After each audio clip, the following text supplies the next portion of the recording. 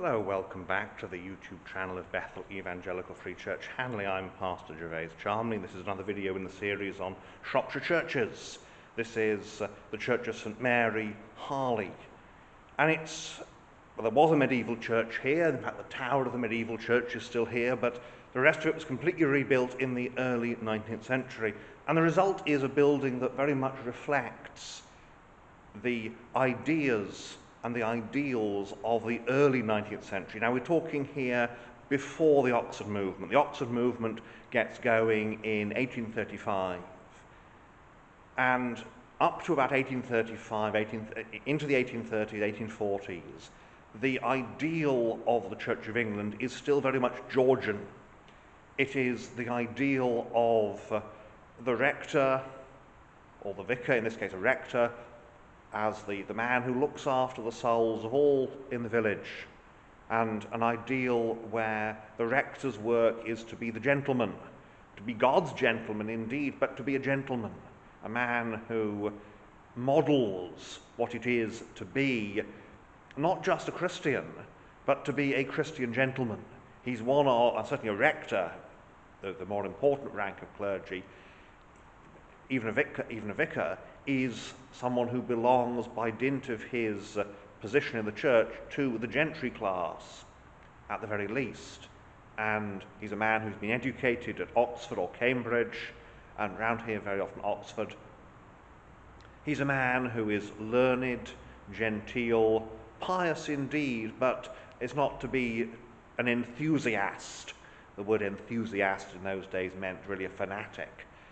And so here we are in a building that reflects those ideals that would very shortly be shaken by the Oxford movement, shaken by the spread of what's come to be known as Anglo-Catholicism. So we'll have a look around the building and make comments on the more important features of it. And so here we are. This is the interior of St Mary's, Harley, and you can see immediately the wonderful box pews, and these survived to their full height. So you very much get the impression of how tall box pews are. And it's one of the problems the Victorians had with them was the sheer height of them, that they felt sometimes quite restrictive. You'll see the candle holders, candlesticks attached to them, and that of course is because if you had evensong, you needed something to light the way, and candles were the cheapest method of illumination. Now there is here the medieval font. This is a great big, again, 12th, 13th century item. Big enough to admit a fairly healthy infant in the first year. Because again, the idea is that you have to put the child under water. It's not enough to just sprinkle some water on the head. That was the medieval English idea. Now we've still got some of the decorations from Christmas. I can quite see why that's still up. It's enormous. The pulpit has been lowered and replaced with a more recent one. Originally there would have been a three-decker here. And you can see still the pulpit is quite high. There's a reading desk, making it effectively a two-decker now. There's the organ. The windows are clear glass, which is quite authentic for the early 19th century.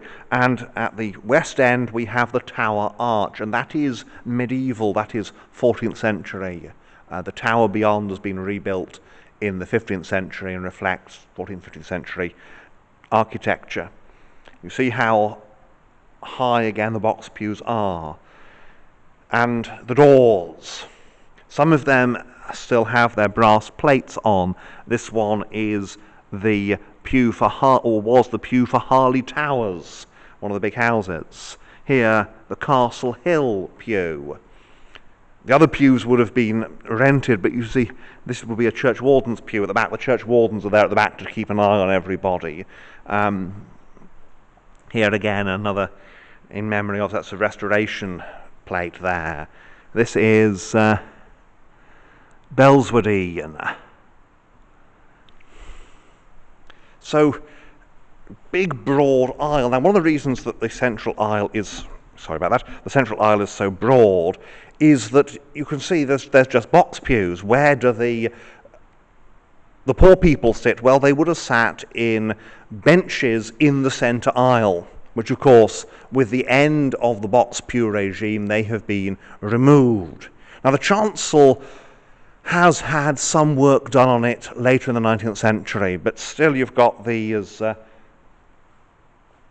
choir stalls that are clearly original with their candlesticks. You've got that rather elegant communion rail, communion table beyond, the east window.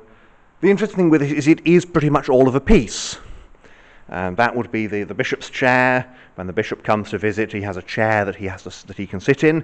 And here we have again memorials and affectionate remembrance of Helen, late the beloved wife of the Reverend John Gibbons, M.A., rector of this parish. She died in London on the 19th day of August 1855 in the 83rd year of her age. This tablet was erected by her afflicted husband to record his loss and at the same time to testify the deep sense he entertains of the generosity of her character and of her other estimable qualities. And we are still here very much in that Georgian holdover in terms of the church. The church still looks and feels in this sort of Georgian manner. Of course, 1855, we're just in the Victorian era. And here we have a memorial that's carried over from the previous building. The Venerable Benjamin Jenks. So venerable means he was an archdeacon, and he dies in 1724 at the age of 78. And so this memorial is carried over from the previous building and is put in here. Not a lot else to say about the chancel. You've got a memorial there to Prebendary Percy Coulthurst R.D., rector of Harley with Kenley, born 23rd of the 3rd, 1887, died 25th of the 6th, 1961.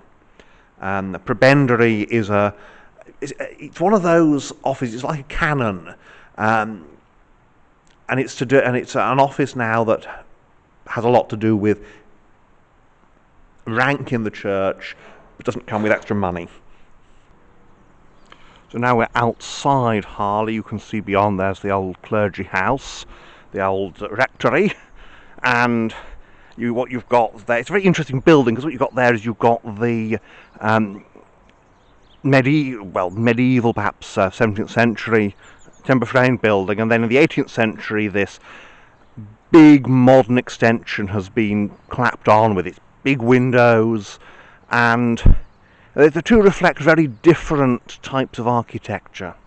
And there we have the tower. It's the only surviving medieval part of the church. The rest of it is, as you say, early 19th century, but it's very good early 19th century. It's imitating the same kind of architecture. The tower in some ways gives a sort of 14th century appearance, with the chancel going back into sort of 13th century early English. One thing that they don't have here is a war memorial, because this is one of those villages, the thankful villages, where nobody who went out to the First World War died. The village, like the rest of England, sent its young men off to fight, and every one of them came home in this case, and they were quite rightly said, we are thankful that we have seen this and this has happened, because we know that there is no necessary reason why it should have. We know that so many other villages, most of the other villages in England, lost at least some people. Even some tiny villages did, but not Harley.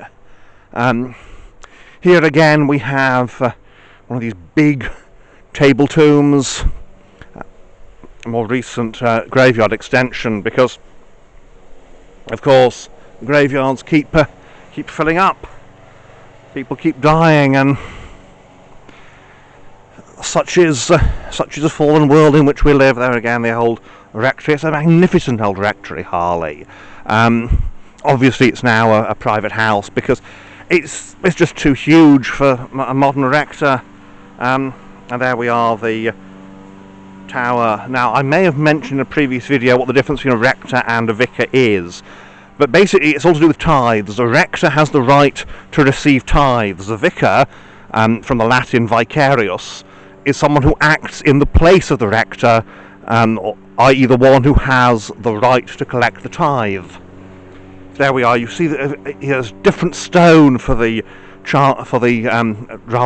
rebuilt church, whereas the tower is this lighter colour. The nave and the chancel, the rebuilt church, is darker, and it does appear it is new cut stone for that. But there we are, St Mary's, Harley. So we proceed just to the west end, so you can have a look at that tower, because it is a very impressive tower. You can see that the extension is actually fairly small. It's going to be a big formal dining room and a nice bedroom upstairs. So there we are. There's the tower. 14th century by the look of it, in fact, given local architecture. And there's another nice timber framed house. It's a lovely place, Harley. And obviously, and people often ask, well, do you know what's preached here? And the answer is very often, no, I don't, because you don't have the indication as to what's taught. Now, sometimes you do, and Church of England is all over the place these days, but that's the CV for you. Now, one final thing, we saw the medieval font, but that is the 19th century one, bird bath. So there we are, St Mary's, Harley. I trust you enjoy these videos, and I enjoy making them. So until next time, may God bless you and keep you.